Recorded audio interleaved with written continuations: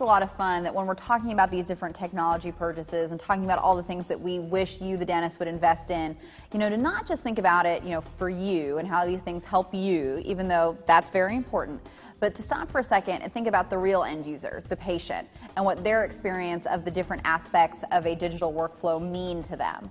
So whether it's something like imaging or something like, a more digitally savvy input system, all the different ways in which you investing in these components make that patient feel truly valued and see you as being a very cutting-edge healthcare provider. Because, for example, let's take, digital imaging.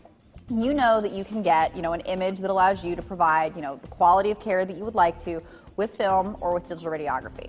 But if you think about the ways in which digital radiography actually allows you to do more with that image yourself, which is very valuable, but the ways in which digital radiography allows your patient to become part of a process in a way that film would never let them do. And just as a personal story, when I was going in, I needed to have a wisdom teeth out, and they were taking, different x-rays in order to kind of see where the impacted tooth was. It was really amazing, since they had to do it a couple times, to actually see what was going on, and that as the image was coming up, I was able to see exactly what they were going to be taking care of. And it was amazing, and it was big, and it was beautiful, and it actually helped me feel like part of the process, which may seem a little bit silly, but was actually very rewarding and changed the level of the conversation I was able to have with my dentist. On an even more basic level, ask yourself, when was the last time, you took a film camera out?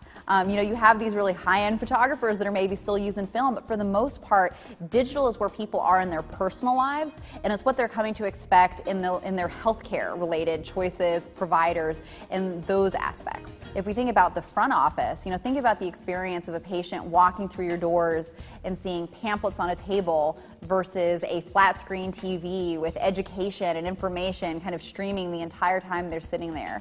It's the difference between filling out your information on a clipboard versus using a tablet. And these are things that, for you, it doesn't change anything about the health intake form, but the way in which that patient looks at you, looks at your practice, changes significantly.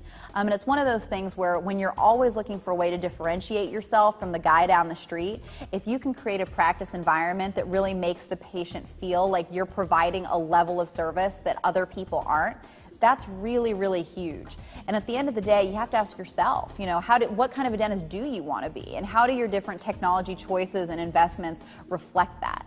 And so I would really challenge you to ask yourself, what does my technology say about the type of dentist I am? But more importantly, think about if your patient was answering that question. What does your technology say to them about who you are? How would they describe you to a friend? And whether it's digital radiography, patient education, the different input systems for when they're coming in, all these things kind of come together to create a profile of you as a healthcare provider. So what are you communicating?